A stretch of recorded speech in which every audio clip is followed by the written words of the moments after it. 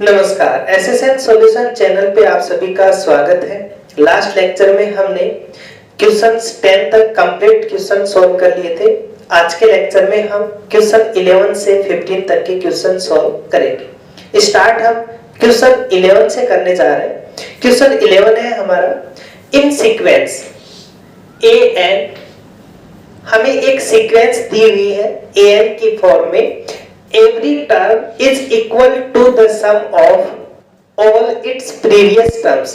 तो इसकी जो भी टर्म्स है वो उससे पहले वाले जितने भी टर्म्स आ रही हैं उन सभी के सम के इक्वल है। If a0, हमें a0 का मान दिया हुआ है यहाँ पे 3, then limit n tends to infinite an plus 1 upon में an is। इसका मान हमें फाइंड आउट करना है। तो इसका मान जो ऑप्शन है हमारे पास में ऑप्शंस दिए हुए हैं कि इन ऑप्शन में से कौन सा ऑप्शन हमारा राइट आंसर होगा। तो यहाँ हमें क्या दिया हुआ है, हमें ये दिया हुआ है कि जो भी टर्म्स है वो इसकी जो भी प्रीवियस टर्म्स है उनके सम के इक्वल होगा। दैट मींस यदि हम a0 की बात करें तो ये तो हमें दिया हुआ है 3 स्टार्टिंग वैल्यू है। a1 की यदि हम बात करें तो a1 क्या होगा हमारा, इससे प्रीवियस जो भी टर्म्स है तो इससे प्रीवियस ओनली a0 है। तो ये भी हमारा क्या होगा 3, क्योंकि a0 के एक ही टर्म्स आए तो उसके सम के इक्वल होगा। यदि हम a2 की बात करें तो a2 क्या होगा, इससे पहले वाले कितनी टर्म्स है हमारे पास में, 2 टर्म्स है तो इनके टोटल के इक्वल होगा। दैट मींस 6 होगा। ऐसे ही हम यदि बात करें a3 की तो a3 क्या होगा, a0, a1, a2 and so on. यदि हम an की बात करें तो an क्या होगा, a0, a1, इससे पहले की टर्म्स a3 है तो a2 तक जा रहे हैं, a2 है तो a1 तक जा रहे हैं, a1 है तो a0 तक जा रहे हैं। तो an है तो कहां तक जाएंगे हम, n-1 तक। इससे एक कम तक जाएंगे 3, एक कम 2, 2 से 1। तो n है तो हमारे पास में क्या वैल्यू आ गई, an-1। ये हमारे पास में यहां से वैल्यू है। ऐसे ही हम यदि an+1 की बात करें तो ये क्या होगा हमारा, a0, a1, an-1 plus an, इसके सम के इक्वल होगा। अब हम बात करें हमें क्या मान निकालना है, हमें मान निकालना है limit n tends to infinite an plus 1 upon में an। हम जो इसका मान निकालेंगे वो क्या होगा, an plus 1 का हम मान लिखेंगे यहां से। तो an plus 1 का मान क्या है, a0, a1, an-1, an, a0, a1, a2, an-1 plus an upon में an। ओके, तो an का हम इसमें डिवाइड करें तो an को an के नीचे लिख सकते हैं, बाकी सबके सम के इक्वल लिख सकते हैं। तो limit n tends to infinite, इसे लिख सकते हैं हम a0, a1, a2, an-1 upon में an प्लस हम an अपॉन में an लिखेंगे, सेम वैल्यू है तो डिवाइड करेंगे सेम वैल्यू में सेम वैल्यू का मान, तो क्या आ जाएगा 1। और 1 के अंदर limit n tends to infinite लगाने से कोई मतलब नहीं, क्योंकि 1 क्या है, एक कांस्टेंट वैल्यू है। कांस्टेंट वैल्यू में हम कोई भी लिमिट अप्लाई करें उसका मान हमेशा कांस्टेंट होता है। तो an अपॉन an का मान 1 आ गया, बाकी सबके नीचे हमने क्या लिख दिया, an। अब यहाँ an का मान क्या है, a0, a1, an-1 सभी का सम जो ऊपर है, इस सभी का सम का मान क्या होगा हमारा an। तो इसको भी हम क्या लिख सकते हैं, limit n tends to infinite an upon में an प्लस 1। और यहाँ भी an से an हमारा कैंसिल हो जाएगा तो क्या आएगा हमारे पास में 1 + 1 इक्वल्स टू 2।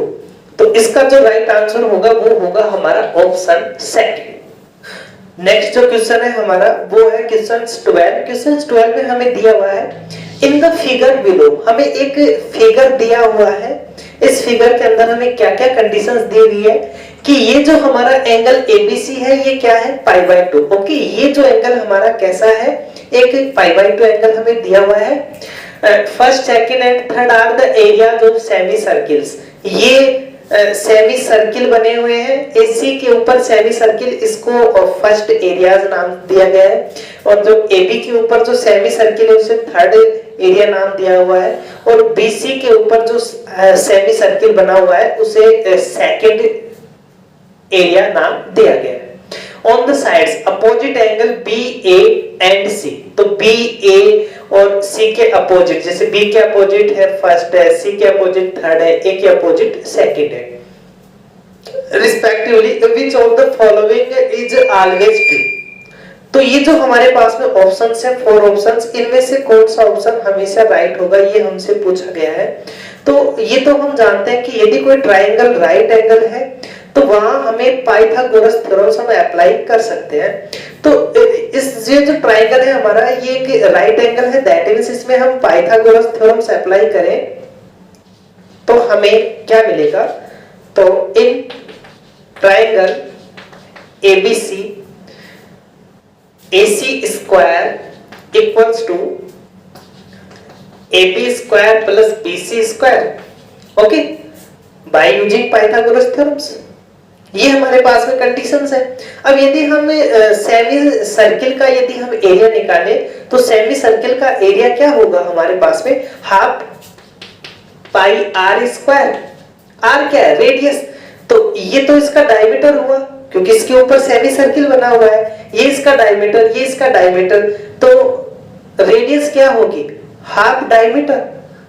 तो हमने क्या किया, हमने दोनों साइड इसका हाफ कर दिया, हमने AC/2 का स्क्वायर कर दिया, AB/2 का स्क्वायर कर दिया, BC/2 का स्क्वायर कर दिया। कर सकते हैं इक्वल की यदि कोई वैल्यू है तो दोनों साइड हम सेम वैल्यू से मल्टीपल कर सकते हैं, डिवाइड कर सकते हैं।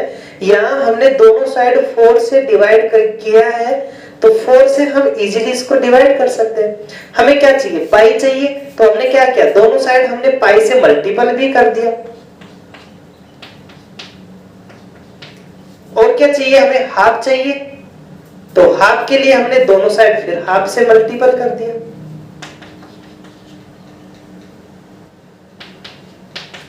ओके, ये हमारे पास है, वैल्यू आ गई। अब ये किसका एरिया है, AC/2, AC/2 रेडियस किसकी है, फर्स्ट की, तो ये एरिया हुआ हमारा first equals to AB/2, AB/2 किसकी है, थर्ड की, तो ये हमारे पास में थर्ड हो गया, और BC/2, BC/2 किसका है, सेकंड का, तो ये हमारा हमेशा इसको ट्रू होगा क्योंकि ये हम पाइथागोरस थ्योरम से हम अप्लाई करके वैल्यू लेके आए। तो ये हमारा जो ऑप्शंस है, first equals to second plus third, second plus third equals to first, option second में है। बाकी यहाँ स्क्वायर है तो स्क्वायर कहीं भी नहीं है हमारा, यहाँ भी स्क्वायर है, और ये लेस देन है तो लेस देन नहीं होगा, कैसा होगा, इक्वल होगा। तो क्वेश्चंस के अंदर जो राइट आंसर है वो हमारा ऑप्शन सेकंड होगा। नेक्स्ट जो हमारा क्वेश्चन है वो है क्वेश्चन 13। क्वेश्चन 13 में हमें दिया हुआ है what is the minimum number of days. Okay, हमें मिनिमम नंबर ऑफ डेज पूछा गया है between one Friday the 13th and the next Friday the 13th। 13 जो डेट है, फर्स्ट 13 को यदि फ्राइडे है तो नेक्स्ट जो फ्राइडे होगा वो 13 डेट को कब होगा, उनके बीच के जो डेज हैं वो डेज हमसे पूछा गया है। Assuming that the year is a leap year, और ये दिया गया है कि आप जो जिस ईयर के अंदर ये डेज की काउंट कर रहे हैं उस ईयर को आप लीप ईयर मान सकते हैं। तो ये हम जानते हैं कि इन लीप ईयर जो फरवरी के अंदर डेज होंगे वो हमारे 29 डेज होंगे, बाकी सभी मंथ में जो डेज होते हैं वही होंगे, बट फरवरी के अंदर कितने होंगे हमारे 29 डेज। तो ये हमने मान लिया कि जो फर्स्ट 13 और फर्स्ट 13 डेट कब आएगी, जनवरी में आएगी, तो ये हमने माना कि जनवरी 13 को हमने फ्राइडे मान लिया। हमें दिया हुआ कि जो फर्स्ट 13 डेट है वो फ्राइडे की है, तो नेक्स्ट जो 13 डेट के ऊपर जो फ्राइडे होगा उनके बीच में टोटल कितने डेज होंगे। तो 1 जनवरी हमने 13 डेट को हमने फ्राइडे माना, तो 13 जनवरी टू 13 फरवरी के बीच में कितने होंगे हमारे पास में टोटल डेज, जितने जनवरी के अंदर डेज होंगे तो कितने होते हैं हमारे पास में 31। क्या 31 7 से डिवाइडेड है? 31 7 से डिवाइडेड नहीं है, क्योंकि हम जानते हैं कि after 7 days same days repeat होगा। यहाँ 7 से डिवाइडेड ही नहीं है तो ये सेम डेज नहीं होगा, उसके अलावा कोई दूसरा डेज होगा। तो हमने क्या किया, 13 जनवरी टू 13 फरवरी के बीच में 31 डेज है जो कि 7 से डिवाइडेड नहीं है। अब 13 5 से 13 मार्च के बीच में कितने डेज होंगे, जितने फरवरी में डेज होंगे। तो फरवरी में लीप ईयर है तो लीप ईयर में कितने डेज होंगे, 29। अब इनके बीच के टोटल डेज कितने हो गए हमारे पास में, 0 6 60। क्या 67 से डिवाइडेड है, 60 नॉट डिवाइडेड। ओके, अब हमने क्या किया, हमने आगे के मंथ की 13 डेज ली, तो 13 मार्च टू 13 अप्रैल। अब कितने डेज होंगे, जितने मार्च में डेज होंगे, मार्च में कितने होते हैं, नॉर्मल 31 होंगे। अब यदि हम इन सभी का टोटल करें तो कितने डेज होंगे हमारे पास में, 60 और 31 91, और 91 हमारा 7 से कंप्लीट डिवाइडेड है, ये हमारा कंप्लीट डिवाइडेड है। तो यहां पे हमारे पास में वापस से क्या आएगा, फ्राइडे आएगा। और यही पूछा है कि 13 डेट से नेक्स्ट जो फ्राइडे होगा 13 डेट को आने वाला, उनके बीच में कितने डेज होंगे। तो कितने डेज है हमारे पास में, 91 डेज आ रहे हैं। तो इसका जो राइट आंसर है वो क्या होगा, हमारा ऑप्शन 3। नेक्स्ट जो क्वेश्चन है हमारा वो है क्वेश्चन नंबर 14। क्वेश्चन 14 में हमें दिया हुआ है, suppose a person A is at the north east corner. एक पर्सन नॉर्थ ईस्ट कॉर्नर के ऊपर है ऑफ ए स्क्वायर, किसी स्क्वायर के। सी द फिगर बिलो, ये हमें एक फिगर दिया हुआ है, दैट मीन्स कोई पर्सन हमारा नॉर्थ और ईस्ट, तो ये हमारा नॉर्थ ईस्ट कॉर्नर है। इस कॉर्नर के ऊपर कोई पर्सन है हमारा ए पर्सन, ये हमें दिया हुआ है। From that point he moves along. तो यहाँ हमने क्या किया, हमने एक डायग्राम बना दिया ताकि हम इसकी डायरेक्शंस बता सके। तो ये हमारा नॉर्थ, ये हमारा साउथ, ये हमारा वेस्ट और ये हमारा ईस्ट। तो यहाँ पे हमारा मान लिया हमने ए कोई पर्सन है जो इस कॉर्नर पे है, हमें दिया हुआ है। और from that point he moves along the diagonal and after covering 1/3 partition of the diagonal. तो यहाँ पे जो डायगोनल होगा वो डायगोनल क्या होगा हमारा, ये डायगोनल होगा। और इसका 1/3 पार्ट, तो 1/3 पार्ट यहाँ कहीं होगा। तो इस पॉइंट के ऊपर हम बात कर रहे हैं, तो इस पॉइंट के ऊपर ये डायगोनली मूव किया। He goes to his left, तो इस पोजीशंस के ऊपर जैसे ही डायगोनल के 1/3 पोजीशन पे आया, ये कैसा हो गया, लेफ्ट गोज कर रहा है। ओके, ये पर्सन हमारा इस साइड आएगा तो उसका लेफ्ट क्या होगा, ये लेफ्ट होगा, उसका इधर मूव कर रहा है, दैट मींस ये राइट होगा, ये लेफ्ट होगा। तो इस लेफ्ट के ऊपर वो मूव्स कर रहा है, और कितना मूव्स कर रहा है वो हमें देखना है। He goes to his left, तो यहां से उसने लेफ्ट मूव्स किया। आफ्टर सम टाइम ही स्टॉप, वो रुक गया। रोटेट्स 90 क्लॉकवाइज, तो यहां पे वो कहीं गया। उसके बाद में वो क्लॉकवाइज 90 एंगल के ऊपर, 90 एंगल के ऊपर, कैसा क्लॉकवाइज, क्लॉक की डायरेक्शन कैसी, ये क्लॉकवाइज, इस डायरेक्शन में वो 90 के एंगल पे मूव किया। दैट मींस इसके ऊपर 90 के ऊपर मूव करेगा, तो ये उसने क्लॉकवाइज 90 एंगल के ऊपर मूव किया, दैट मीन जो ये डायगोनल है इसी पोजीशन के ऊपर वो आया, पैरेलल है। उसके बाद में 90 क्लॉकवाइज एंड मूव्स स्ट्रेट, और मूव्स कर रहा है वो straight. After a few minutes he stops, वो कुछ रुका कुछ टाइम बाद, रोटेट्स 180 एंटी क्लॉकवाइज। अब एंटी क्लॉकवाइज 180 मूव कर रहा है, दैट मींस एंटी क्लॉक कैसा होगा, ये होगा। तो इस पे 180 मूव कर रहा है, तो ये यहां से राउंड होके ये इस पोजीशन पे आ गया वो। ओके, राउंड अप होके इस पोजीशन पे आ गया।